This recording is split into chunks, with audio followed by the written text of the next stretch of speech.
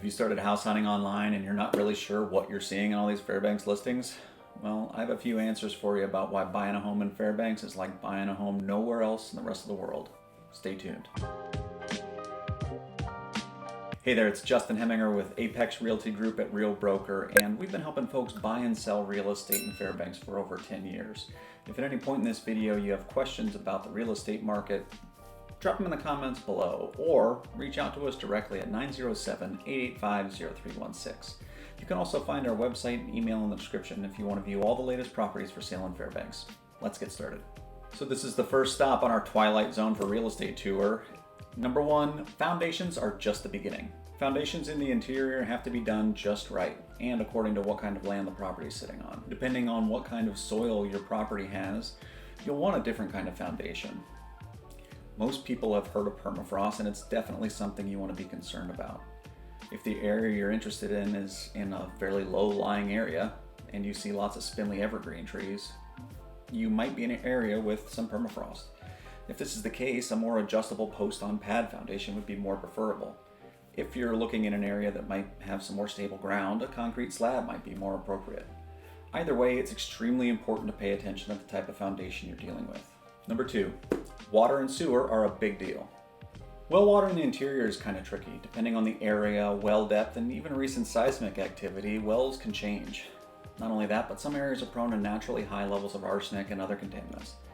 Luckily, testing is available in our area for just about anything and everything that you could be concerned about. Not only is clean drinking water important, but so is the water that falls from the sky. Making sure that there's a plan for getting rain and meltwater away from your foundation is incredibly important.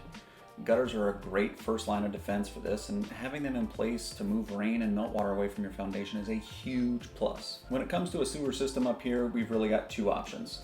Either a city sewer system or a septic system. A city sewer system can do just about what you'd expect in any other city. It'll take just about anything that you can give it within reason. As far as septic systems, on the other hand, they need to be handled with some kid gloves. A little TLC. Septic systems up here are for the most part buried in the ground and never rise above about 35 degrees Fahrenheit. So the typical microbes that are eating the solids that accumulate aren't alive because it's too cold. So that being the case, the septic tank needs to be pumped every year or two to be sure that the solids aren't accumulating into the leach field.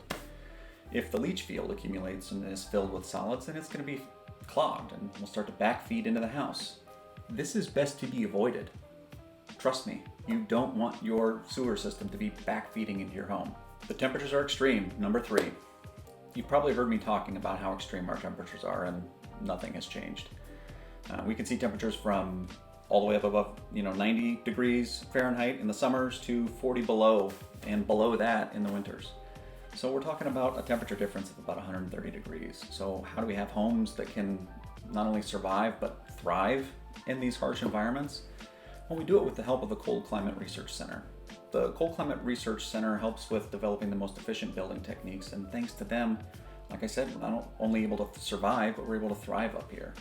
And one of the biggest recommendations to come out of the CCRC is to put insulation just about everywhere. This includes lining the crawl space, lining your foundation, and putting it in the lid, putting it in your attic space. And that's going to be a big difference that you're going to see up here, is that we don't use our attic spaces for storage at all, unless you count the storage of insulation. So you're going to see a lot of insulation in your attic space. So don't plan on storing all your stuff up there. Oh, before I forget, leave a comment below if you want a copy of our Fairbanks relocation guide. Also, be sure to like and subscribe for more Fairbanks related real estate content. Number four, our home seems smaller. So it seems when you look at the square footage, our homes are a lot smaller and that you're paying more for less. But what you're typically paying for in the interior of Alaska is wall construction or thickness. The conventional wisdom is that being that the thicker the wall, the more efficient it will be at keeping the heat in. And the minimum you're likely to see up here is a 2x4 construction home. So in other words, the walls are 4 inches thick with some insulation in between them, maybe some sort of insulation. As a maximum, you use your imagination. I think the deepest I may have seen is like 16 to 18 inches thick in a 6-star plus rated home. It was expensive, but it burned very little fuel. Unfortunately, we can't just have super thick insulated walls because of reason number 5. Number 5, our homes are alive. Unfortunately, we can't just stop with a warm place to call home in the winter. With our daily lives comes a great deal of warm and wet air. Through breathing alone, a single healthy human being can generate about 400 grams of water every day, or water vapor rather.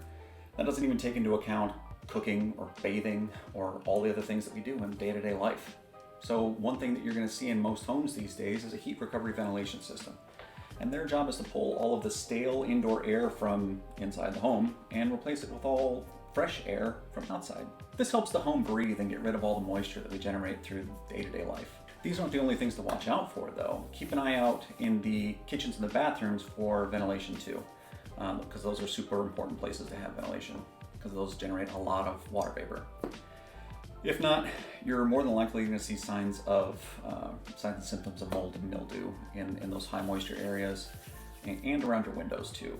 So keep an eye out. I know that was a long one, and I hope you got some value from it.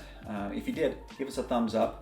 We really appreciate your support. And if you're looking to buy or sell real estate in Fairbanks or North Pole, feel free to give us a call at 907-885-0316.